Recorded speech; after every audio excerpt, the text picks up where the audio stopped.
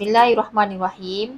Yang berusaha Guru Penolong Kanan Pentadbiran Tuan Haji Syarani bin Tawil, Guru Penolong Kanan Hal Ehwal Murid Puan Zurina binti Mary, Guru Penolong Kanan Co-Curriculum Encik Ahmad Imran bin Ismail, barisan guru-guru, ibu bapa serta anak didik Sekolah Kebangsaan Bukit Baru yang dirahmati Allah sekalian. Assalamualaikum warahmatullahi wabarakatuh. Pendidikan berkualiti, insan terdidik, negara sejahtera, Melaka maju jaya, rakyat sejahtera menggambit dunia.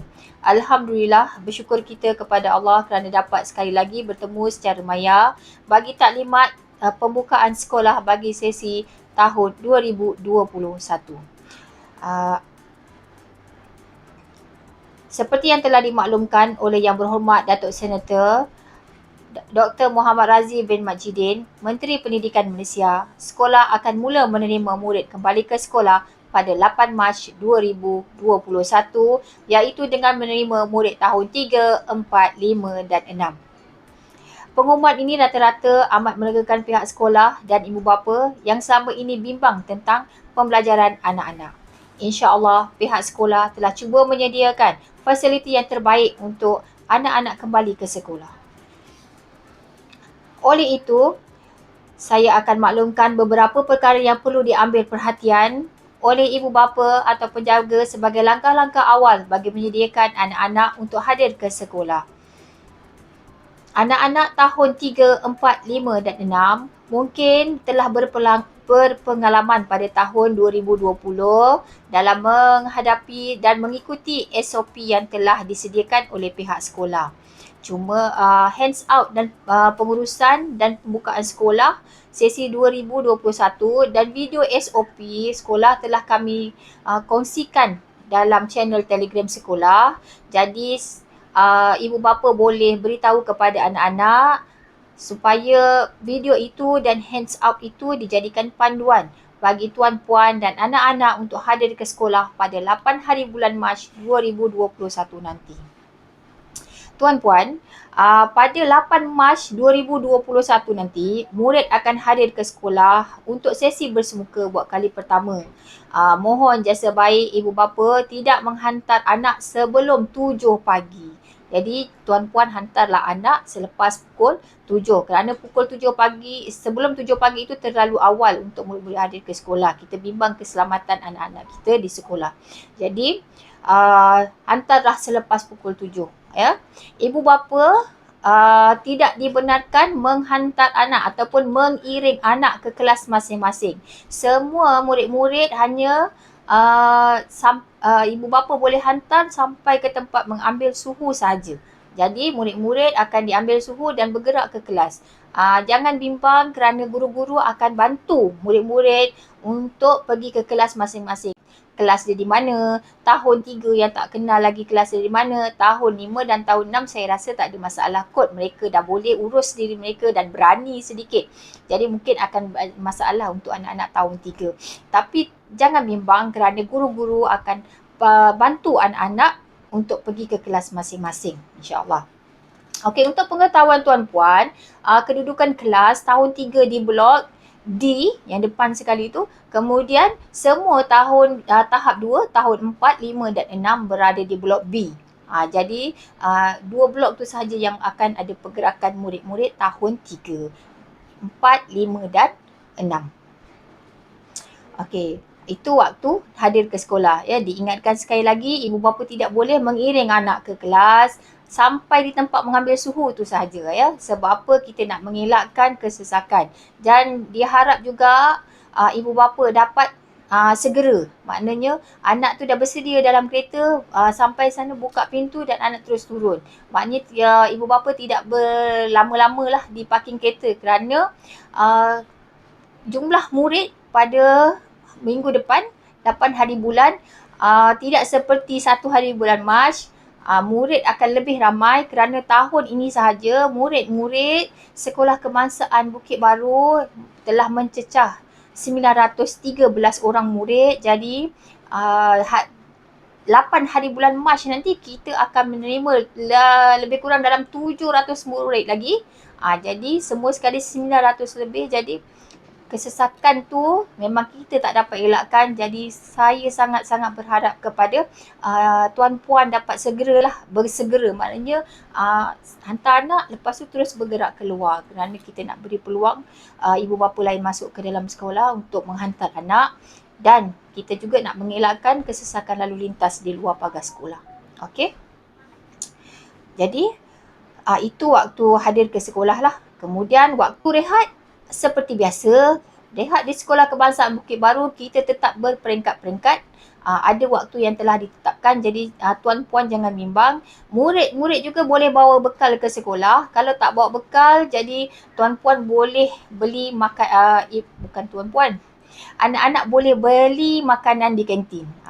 Kantin buka seperti biasa, cuma tuan puan nanti bekalkan dia dengan duit belanja supaya mereka boleh beli makanan di kantin. Murid-murid RMT yang telah dipilih menerima bantuan makanan, jadi mereka akan terima RMT bermula pada 8 Mac nanti. Jadi murid-murid RMT dia akan terima RMT lah.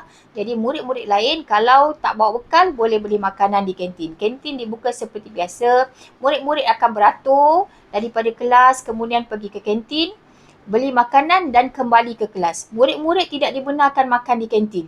Masih lagi kita ikut SOP tahun lepas. Jadi anak-anak ni akan beli makanan dan balik ke kelas dan makan di dalam kelas. InsyaAllah cikgu-cikgu akan pantau mereka makan di dalam kelas.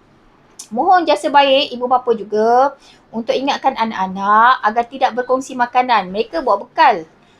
Boleh bawa bekal tapi pergi sekolah tak boleh kongsi dengan kawan. Contohnya bawa nugget 10 kan. Lepas tu nak kongsi, nak bagi seorang sikit kawan-kawan, tidak dibenarkan. Jadi apa yang mereka bawa, mereka makan sendiri. Jadi bukan sahaja makanan tidak boleh berkongsi, peralatan makan pun tidak boleh berkongsi seperti sudu dan terutamanya bekas minuman. Ya, kadang-kadang tuan puan tak bekalkan anak tuan puan air daripada rumah. Jadi sampai sekolah mereka haus, diorang minta air daripada kawan. Itu kita kalau boleh memang kita tak benarkan. Jadi kalau anak tuan puan dia akan rasa haus di sekolah, bekalkan dia dengan minuman daripada rumah. Jadi mereka boleh minum daripada bekas minuman mereka sendiri tanpa berkongsi dengan kawan-kawan. Ya, harap tuan puan dapat bantu pihak sekolah lah untuk SOP ni. Jadi bukan sahaja peralatan makanan yang kita tak benarkan anak-anak dia berkongsi. Begitu juga dengan peralatan sekolah. Peralatan sekolah pun tidak boleh berkongsi. Jadi harap tuan puan dapat bekalkan pensel, pembaris, pemadam dengan mencukupi supaya anak-anak ini tidak meminjam daripada kawan-kawan lain dan berkongsi alatan tersebut, ya. Jadi itu harapan sekolah lah. Jadi memang guru-guru sentiasa berpesan kepada anak-anak, tapi kalau ibu bapa bantu kami untuk pesan sama-sama kepada anak-anak, insya-Allah dia lebih berkesan. Okey, itu waktu rehat. Kemudian waktu balik. Okey, waktu balik kami telah sharekan juga jadual waktu balik secara berperingkat di dalam channel, ya, Telegram channel sekolah. Jadi harap ibu bapa boleh lihat di situ, dan sekiranya ibu bapa masih tak dapat maklumat tu sebab tuan puan tak join dengan kami punya Telegram channel, saya rasa guru-guru kelas semua telah share waktu balik berperingkat tersebut. Namun begitu saya ulangkan semula lah. Saya beritahu semula, tahun 3, hari Isnin, Selasa, Rabu, Khamis, mereka akan balik jam 1 tengah hari. Ya, 1 tengah hari. Tahun 5, 1.20. Tahun 4, 1.10. Tahun 5, 1.20 tengah hari, dan tahun 6, 1.30 tengah hari. Dia balik berperingkat. Begitu juga pada hari Jumaat. Hari Jumaat tahun 3 akan balik pukul 12, sama dengan tahun 6. Tahun 3 dan tahun 6 pukul 12. Tahun 4 balik pukul 11.40. Tahun 5 balik 11.50. Tahun 4 dia akan balik sama dengan tahun 1. Tahun 5 dia akan balik sama dengan tahun 2. Tahun 3 dia akan balik keluar tu sama dengan tahun 6. Itu yang akan berlaku sebab kita balik berperingkat-peringkat. Dan saya suka juga beritahu kepada tuan-puan, hari Jumaat memang kita akan crowd sebab sebenarnya kalau diikutkan murid akan keluar serentak pada jam 12. Tapi kita buat berperingkat. Jadi harap-harap tuan-puan dapat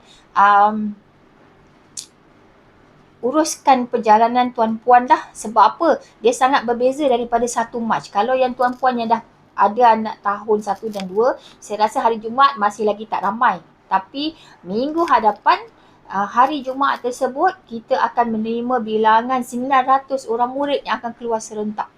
Jadi harap tuan-puan dapat ambil perhatianlah perkara ini dan rancang bagaimana tuan-puan akan mengambil anak tuan-puan, ya. Okey. Kemudian saya juga harap tuan-puan dapat ambil anak-anak tuan-puan mengikut waktu yang telah ditetapkan kerana ini adalah penting bagi kelancaran trafik di dalam kawasan sekolah dan di luar kawasan sekolah. Ya. Sebab kita tak ada kawasan yang luas untuk parking kereta. Jadi kita gunakan parking yang ada. Jadi harap tuan-puan dapat bertimbang rasa antara satu sama lain. Saya juga ingin maklumkan kepada tuan-puan bahawa pihak sekolah sekarang ini sedang menjalankan pembinaan dewan terbuka. Jadi kawasan parking kereta yang ada sekarang ni memang telah sempit. Jadi harap tuan-puan nanti dapat bertimbang rasa antara satu sama lain ketika mengambil anak-anak pulang dan hadir ke sekolah. Ya, waktu hadir tu pun dapat bertimbang rasa, balik pun nanti dapat bertimbang rasa antara satu sama lain. Begitu juga kepada ibu bapa penunggang-penunggang motosikal. Jadi dapat berhati-hati supaya dapat mengelakkan insiden-insiden yang tidak diingini dalam kawasan sekolah, ya. Sebab bilangan murid akan lebih ramai dan bilangan kenderaan di dalam kawasan sekolah pun nanti akan bertambah, ya. Okey. Jadi itu adalah perjalanan waktu balik. Dan saya juga ingin menyeru kepada ibu bapa, sekiranya ada apa-apa masalah, boleh datang ke pejabat untuk kita berbincang. Termasuklah juga sekiranya tuan-puan tertinggal bekal untuk anak, tertinggal duit belanja, buku nak hantar kepada anak. Tuan-puan tidak dibenarkan menghantar terus ke kelas anak-anak. Tuan-puan kena berurusan di pejabat. Hantar ke pejabat, beritahu anak kelas mana, tahun berapa, kelas mana, kita akan hantarkan ke kelas. Jadi tuan-puan tidak dibenarkan pergi ke kelas anak untuk hantar barang. Ya. Ini kita memang nak mengelakkan orang luar masuk ke kawasan sekolah. Sebab kita nak jaga keselamatan anak-anak tuan-puan. Okey. Sekiranya tuan-puan dah buat temu janji dengan guru kelas ataupun guru-guru yang terlibat, tuan-puan boleh berjumpa dengan mereka. Sebab apa? Guru-guru dah beritahu pada pihak sekolah yang dia akan bertemu dengan ibu bapa. Jadi tak ada masalah. Tuan-puan nak bertemu dengan cikgu-cikgu setelah buat temu janji. Okey.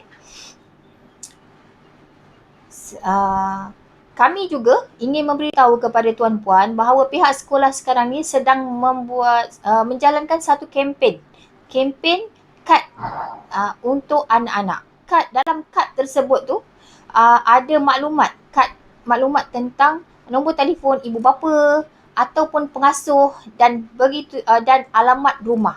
Ya, sebab apa? Kadang-kadang kami tiba-tiba murid datang, tiba-tiba murid sakit, kadang-kadang guru kelas tak ada dalam kelas, guru kelas tidak hadir ke sekolah, jadi kita nak dapatkan maklumat tersebut agak lambat. Dan pihak sekolah kita bergantung kepada capaian internet, kadang-kadang APDM iaitu yang sistem maklumat murid tu tidak dapat diakses dengan cepat. Jadi kalau kad tersebut ada pada murid, jadi kami boleh terus dapatkan maklumat tersebut dengan segera. Dan pastikan nombor yang tuan-puan beri kepada anak-anak adalah nombor yang boleh dihubungi. Saya sangat-sangat berharap bahawa tuan-puan dapat menyediakan maklumat tersebut. Murid-murid ini sebenarnya akan diminta untuk menyediakan satu buku informasi. Jadi buku informasi itulah kalau tuan-puan dah sediakan awal-awal lagi bagus. Jadi murid-murid, anak-anak tuan-puan ni boleh tulis terus dalam buku informasi maklumat yang saya beritahu tadi. Kerana ini sangat penting. Kadang-kadang murid lambat balik di tempat menunggu. Kalau kebetulan saya lalu, saya akan tanya murid lah, dah hubungi ibu bapa belum?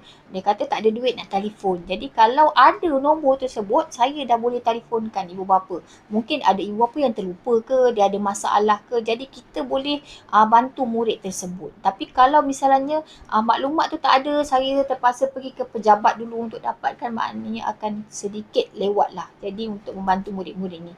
Jadi harap tuan-puan dapat sediakan kad tersebut ya. Kad tersebut kalau tuan-puan dah buat, tinggal tampal je dalam buku informasi.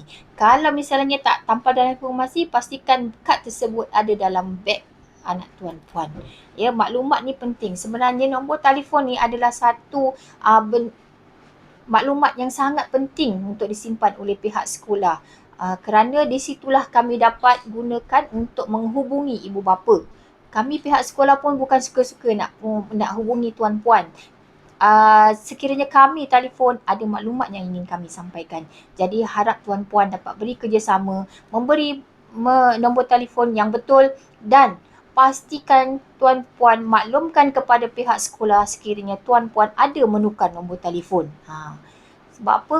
Sekarang ni kita nak bagi bantuan, bila nak bagi bantuan pun nombor telefon yang tuan-puan berikan pun tak betul, tak dapat dihubungi. Jadi bagaimana kami nak menghubungi tuan-puan?